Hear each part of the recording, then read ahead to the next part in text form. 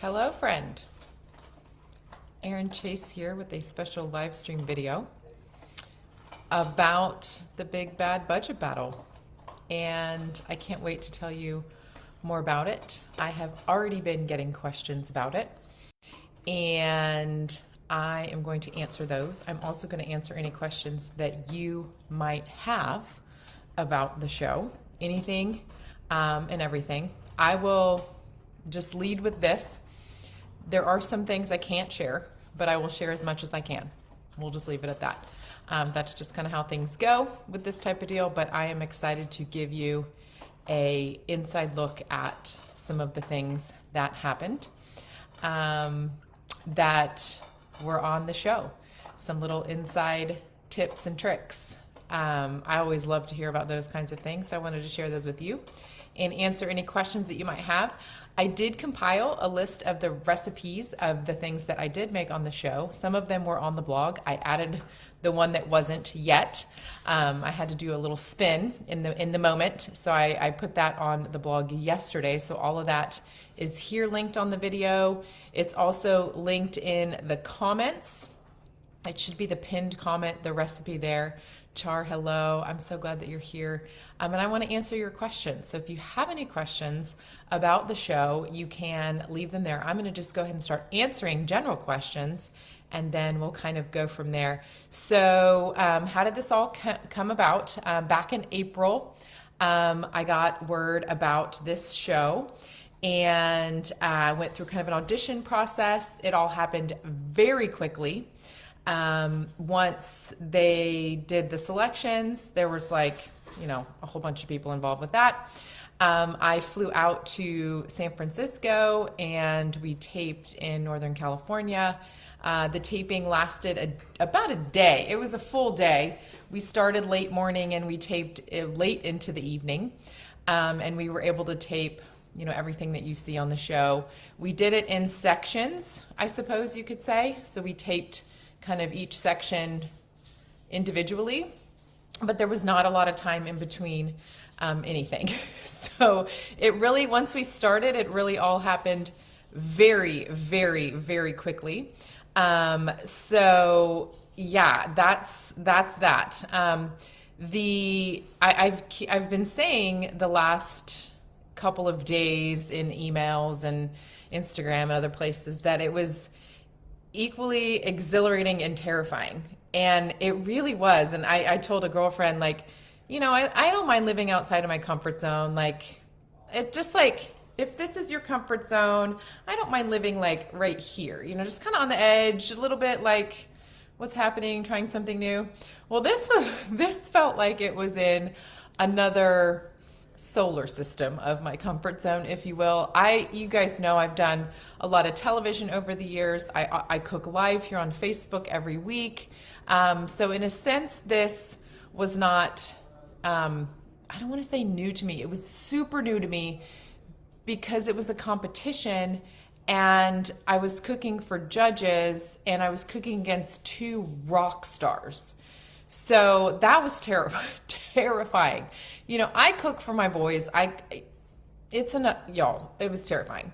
That part was absolutely terrifying. So you guys, thank you for watching. Thank you for fangirling Allison. I love this. It was such a neat opportunity, and I really just was in it for the experience. I want to share a little bit about Dom and Chantra. We are like instant besties. The three of us have been talking nonstop last month since we found out when our air date was, but certainly in the last week and certainly in the last day. They are just the most delightful humans, the funnest, the funniest, the cutest, the most precious. We really had a fun time. And there was one point on the show when the three of us were standing at the table, I think it was right before round 2, where you could kind of see how we had bonded. And we had only known each other for 4 hours or something at that point. And so I think they were able to capture that a little bit with kind of the banter that happened between Chantra and Dom. So anyways, we really bonded very quickly. I told them, I said, I think it's because we just were thrown into this insane experience. anytime this was like a fun crisis, right? Like anytime you're like, you go through something intense with another human, you're like instantly bonded. Well, we are that, and they are just lovely and delightful. And it was just a joy to get to spend the day with them and work with them. So that is a little bit about that. The set in production was amazing. We did film the shopping in Flavortown, which is the grocery store that is on Guy's Grocery Game. So we shopped there, but we were on a different set for the cooking part. There, I saw some comments about that, so I wanted to address that. And the entire crew was amazing. So many people are involved in these things, you guys. It's really kind of remarkable how many moving parts they are and how smoothly it all went. They've clearly done this before. They made it super easy for us. It was a really fantastic experience. I think that Dom and Chandra and all the other contestants from the other episodes would probably say the same thing. As far as the set goes, at one point I counted 14 cameras. And those are the ones that I could just see. There were probably other ones that were like mounted on the ceiling that I didn't even notice. So there were just cameras everywhere. There was a camera, there was a cameraman and a like producer that walked with us everywhere we went. So we were talking while we were shopping. We were talking while we were cooking. If we stopped talking while we were cooking, they would ask us questions, so we would keep starting. So in addition to trying to figure out how I'm supposed to cook all this food in 30 minutes, I still had to talk to them. It's insane. I wrote in the blog post that I don't even know what was happening in my brain. I forgot to do all kinds of different things in the process of all of that. You kind of just, I think I ended up just kind of running on instinct. And even though I biffed recipes and I didn't have the tongs for the bacon, I'll tell you about that in a second, like it was just instinct, and you just had to do it. Like there was no time to like stop and think. It was just go. So there is a little bit about kind of the overall experience. We did have a trailer. It got really cold, so I had to wrap up in a blanket in the evening because we were taping so late. So I got to hang out in the trailer for a little bit in between, but really they had us moving, really quickly throughout the day, just getting everything, pulled together. So let's see, let me tell you the stories about the actual food, and then I'll answer some of these questions. Allison, I see your question, and Angela too. So about what I cooked. So I did brunch was the first round. And so I made pancakes that were super dense. Always the first batch of pancakes are tricky. Like I even like burn the first couple at home sometimes. Although my griddle, I've kind of got it down, but I was cooking on a skillet. I would have rather had a griddle. Like, so we kind of had to make do with what was in the kitchens for us. So that burnt pancake was totally real, but the second batch thankfully came out okay. I also wanted to make whipped cream, which I had the cream there. You guys saw it in the pancakes.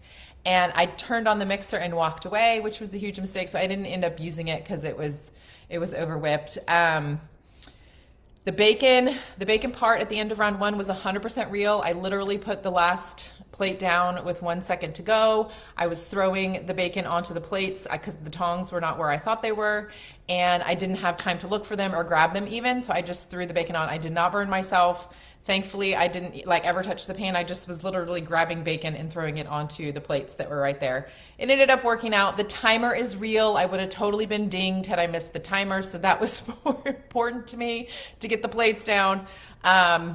But again, I did not get burned. It was fine. Also, don't do that at home. Grab your tongs. So anyways, so that was what happened there. I floated a little image around about if I tripped or not, and there was like a speed bump in between the stations that was covering wires, and we practiced walking over it. I knew it was there. I still, right in the bacon moment, it didn't air. I knew they wouldn't put it on there, but right as I was after throwing the bacon on the plates and getting the plates to the table, I had like a little whoop-de-doo moment. I did not hit the floor, but I nearly did. But somehow, magically, the 1 second timer went off as I was putting down the last plate. So that was like 100% how it happened. I love the timer is fantastic because, you know, in all these shows, the competition style shows anyways, they have these timers for good reason. Like you need to choose something that you can cook quickly. Otherwise you'd be taping all day long, but it also creates these really kind of wild moments. And it was really that insane. It absolutely was that insane. For the second round, I made the oven tacos. I've made those so many times over the years, and I was just tickled to get to make them. It just worked out. I happen to have taco stuff because it's easy for me to cook that kind of thing. I think all three of us bought things that we knew we could do different things with. And we did not know what we were cooking in first or second round when we shopped. We had no idea. So I thought I could crush up these hard taco shells into tortilla chips. Like I had some things in my head of like what we could do. But then when the second challenge was hometown, I immediately thought tacos. I described it to some girlfriends like it was like I had a recipe Rolodex in my head, and when I heard the round 2 was dinner and then I picked the word stuffed, it was like oven tacos. It was like really quickly that I settled that was what was going to be made because that was what I had, and I happened to shop for that. If we had a different type of a challenge, maybe it was some not hometown theme. If it was a different theme, I probably could have gotten away with that with the layered, probably not the smothered, or we had different adjectives or something like that. It would have been a different story. I just think somehow it just magically aligned with the stuffed and what I had bought and being hometown of tacos. So anyways, and I was just so tickled that was a fun tip for them as well. I think Damaris said that was something she hadn't considered, and Rhea as well. So that was just kind of fun. And I'm like, well, this is how we do tacos at my house. A question about the tacos that actually we got an email this morning was, how were they not soggy? Which is a great question. And the answer is the base that I made, the chicken, the sausage, the beans, and then I mixed in the rotel.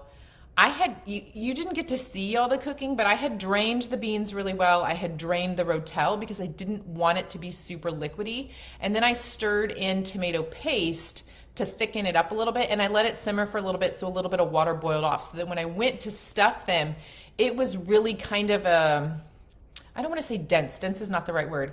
It wasn't liquidy at all because I knew that the bottoms could get soggy. So if you're doing these stuffed tacos, I do have a recipe. It's in the link here. It's made with ground beef though.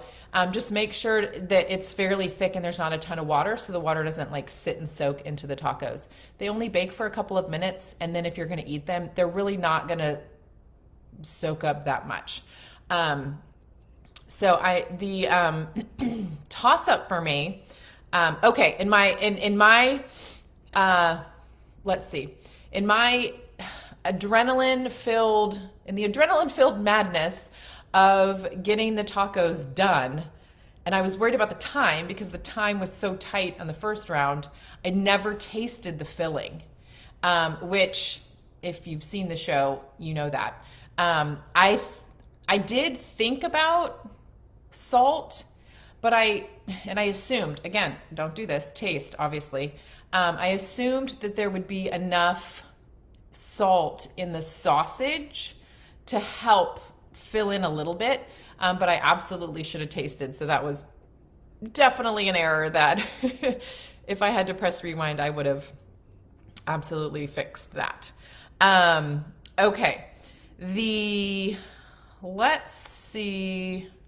I think that about covers kind of the overall. We had a little bit of time planning for round 1, but we didn't know we were cooking. We had a little time between the time we shopped and between the time we cooked, but we literally didn't know what we were cooking until she told us and we started cooking. So like how you see it as she's giving us the challenge of brunch and then we start cooking, it all happened in that exact minute. There was no like break in cutting of cameras there. So, and the same thing with round 2. So for round 1, I figured it would either be I figured it would be breakfast or lunch. I had not even considered brunch. And so I had a couple of ideas of what I could do with what I bought for breakfast and for lunch, but I had bought some French loaves that I didn't even use. That was going to be a lunch option. or could be used for lunch of a bread or panini or something like that. So, but there wasn't a lot of time. We had no time to plan once she told us the challenge. It was go time on both rounds. So that was probably the most, like, it was just such a blur. Like, it just, again, I had to just kind of, I think we all just trusted our instincts and cooked what we knew with what we had, because we had literally no time to think about it. Okay. So let me go through questions here. I'm going to go back up. So Angela, was Rhea nice? Yes, Rhea's lovely. We talked to her for a few minutes before we filmed, just to meet her. And then we had just lovely banter on set. A lot of the camaraderie that the three of us had were because of the conversation that was facilitated by her, off camera / didn't get in the show parts. So yes. Have you seen how massive, Allison? I don't know how they figure out the dollar amount. I think it's just an arbitrary number. Yeah. Will this impact how I shop? I'm just going to keep doing what I've always done. I'm super grateful that we have this extra assistance, especially with the boys being teenagers and eating me out of house and home these days. Okay, Angela, you got to catch the replays. Also on the Discovery Plus app, if you don't have that, you could sign up for a free trial and then watch it and either cancel or just watch some other things while you're there. So that is definitely an option. Julia, I love that. Thank you for watching and cheering on. It just makes my heart happy, you guys. All this encouragement has just been actually very overwhelming. Okay. Okay, Linda, this is a great question. Okay, what made you decide on the food you purchased since you didn't have any idea of what you were going to make? Okay, oh my gosh. Okay, let me see if I can break this down. All we knew is we were making 2 dishes and we had the $30. So we had probably like 2 minutes to memorize what was in our pantries. And actually stuff was removed for round 2. So there were some twists in there. So I wanted to get ingredients that I could do multiple things with. So when thinking about, I had thought about a breakfast and a lunch separately. So I had thought about the pancakes. I knew I could do something baked or pancakes with baking mixes. I've done enough baking, even though I kind of biffed that recipe on the fly. I've baked enough that I had enough things sort of memorized. Although my brain wasn't working in that moment, clearly.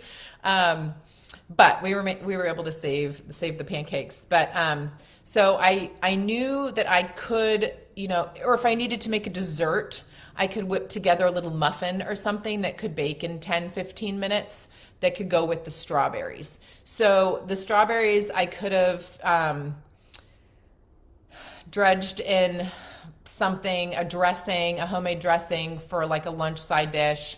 I could have used them for a dessert with dinner if it was supposed to be dinner and a dessert, and I knew I would use them for a syrup if there was a breakfast.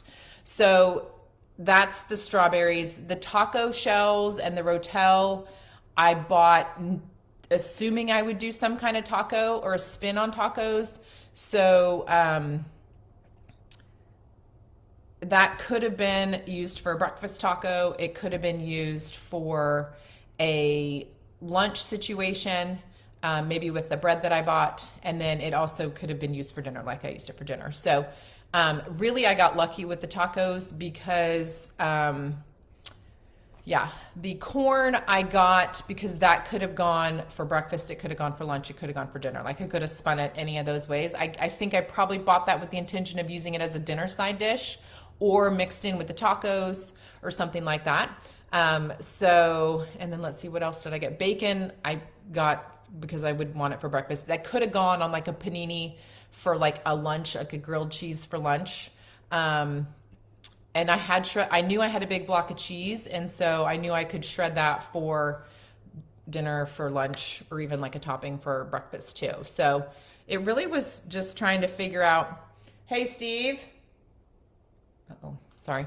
It was really just trying to figure out how to make, will this ingredient, and we didn't have a lot of time to shop. The shopping wasn't timed, but we only had maybe 10 minutes, 5 minutes. It wasn't very long. So I kind of had to think which,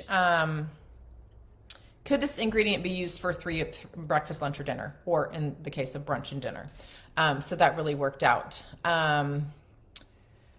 Okay, I hope that's helpful. That's just a little bit of on the fly thinking that I remember. So yeah, Susie, they loved the corn. The corn got compliments from all three, but they didn't put it in. There was just so much. Each judging section for all three of us had like a positive, I wish I had this, and a negative. So it was like, you know, the positive, what I like, the constructive feedback, and what I don't like. And so I think we each got a little bit of that in our judging sections. There would be just no way for them to put all of that feedback in there. So yeah, and I love the corn. I actually made it again yesterday because I wanted to get it on the blog. It's very yummy. Okay, Janet's asking, when you came into the set, we were all carrying a little journal. Yeah, okay, so we each got a journal, and that was for notes for ourselves. And we pretty much all only used it for the shopping section.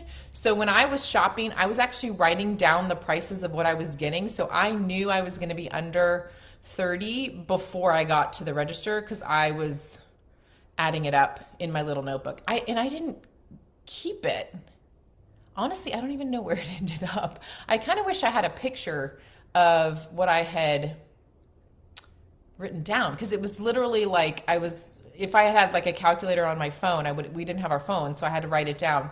And then I did jot down a couple of recipe ideas for kind of the breakfast, the lunch, and the dinner based on what I bought.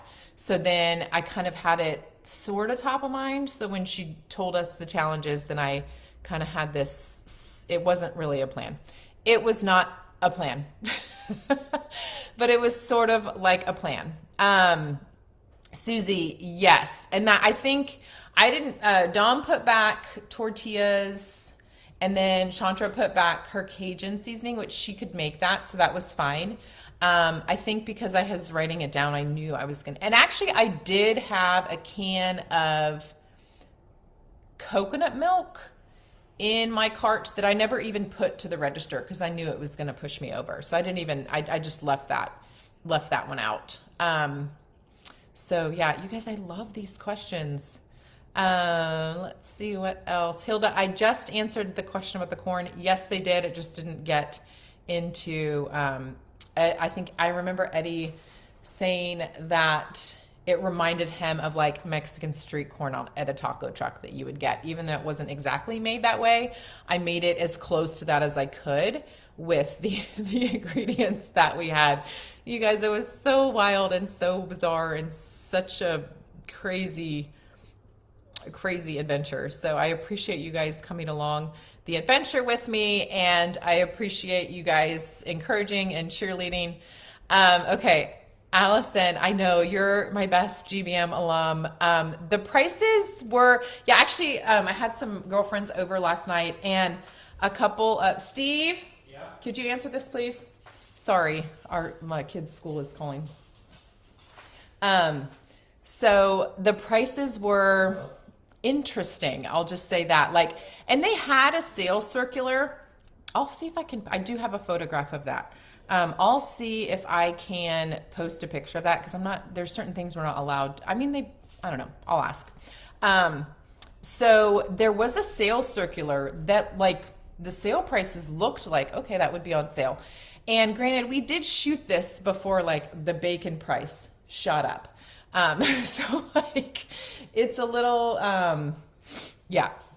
So the store, the grocery store, Flavortown, is totally a real store. It had a lot of variety in it. I saw a number of products that I've never seen in my store here. Not just the type, not just like a brand of something, but like a completely different type of product that I've just never seen before. Probably because I've never needed to buy it before. But that's also a store that like is used for Guys Grocery Games, which is professional chefs, restaurateurs. So like they cook with kind of wilder ingredients than I normally cook with, here at my house. So it had a lot of variety. So it was kind of fun to see some of the different options that were there in the store that I've never seen before, and the prices were, I don't want to say they were too far off. They were just different from, what I was seeing, which was another reason that I was writing down, like, cause I know mentally how much bacon is and how much a can of Rotel is and how much this is and how much that is. But like, I had to keep track because it was all happening so fast. So Andrea, yes, you know me, girl, I'm hitting that clear. Well, I wanted to see what they had. Like, I wanted to know, this is the clearance section I went to first so I could grab the cheapest options and then I could fill in around that.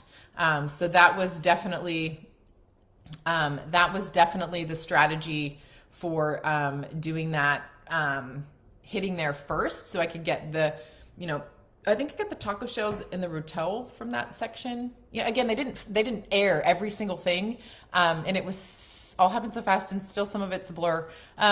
So even watching it back, I'm like, oh yeah, that's right, I did say that. So, anyways, it just was just a wild and crazy experience. Victoria, I don't know. I would love for this show to continue. I would love to go back and compete again.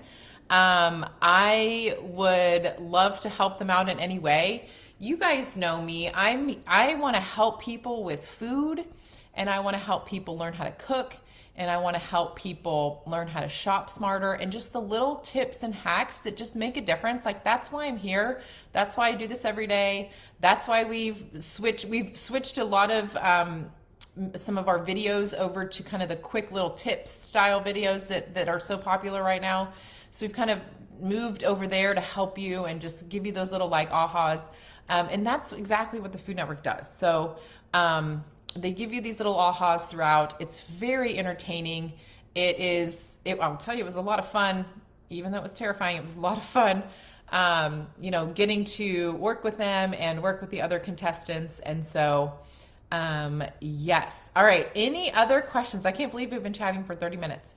Any other questions? You guys are asking some really good ones. Okay. Two last things I want to close with. How to watch this. I'm assuming it's going to get re-aired throughout the next couple of weeks, months on Food Network. You'd have to check their programming schedule. I know it's aired twice already. I think it aired in the middle of the night after the premiere last night. It's also available on the Discovery Plus app, which you can access a number of ways. You should also, like, if you have like Hulu Live, you should be able to go back and watch past episodes now. I haven't actually checked yet today to see. So just search around. If you're in a situation where you want to watch it and you can't afford it, do a free trial and cancel. I think that's a fair thing to offer up, or keep it. So there's that. If you want to do something like a show like this or another type of a show on the Food Network, you just go on their website. You have to kind of search around, but you can find a way to apply to be on a show. They have a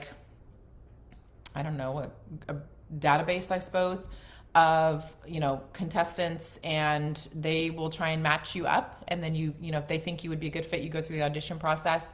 So if that's something that you are interested in doing, then absolutely put your name in the hat, because you never know. So yeah, okay. I don't see any other questions. I'll keep an eye on the comments thread the next day or so. So if you have any other questions, please ask them here. Again, I want to share as much as I can. There are a few things that we're limited in talking about, but that is just to protect the integrity of the show. I hope that they continue this. I would love for them to do another season or 2 or 3 of this. I think right now is a wonderful time for this to be coming out, because it's so budget friendly. It's home chefs like me. I'm not professionally trained. I don't have a restaurant. A lot of the competition style shows, you can learn a lot of cooking strategies from them, but they're also kind of cooking higher level cuisine, I would call it. So I really love how this was like, real life family dinner style food that we all got to cook. So yes, that is what I know about all of that. You guys, thanks for watching. I would also let me leave with this. If you want more of this, go over onto like the Food Network Instagram and the Food Network Facebook page and just say you love the show and how helpful it is.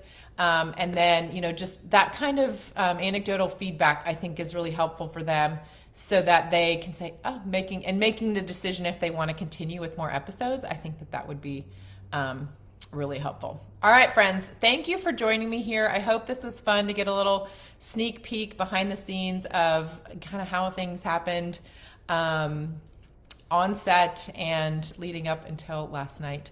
I appreciate all of your encouragement and your fun words. It's just been a delight to get to be a part of this. I'm so grateful for the opportunity. I am so grateful to have met Dom and Chantra, and I just look forward to cheering them on in their success. There's a couple things spinning behind the scenes. But yeah, lots of fun things happening for them as well. So yeah, thank you guys for joining me today. And I will be here tomorrow for Dinner Made Easy. I have some goodies to tell you about. So we'll be doing a live stream probably tomorrow afternoon, Thursday afternoon, I think. So be on the lookout for that, and I will see you then.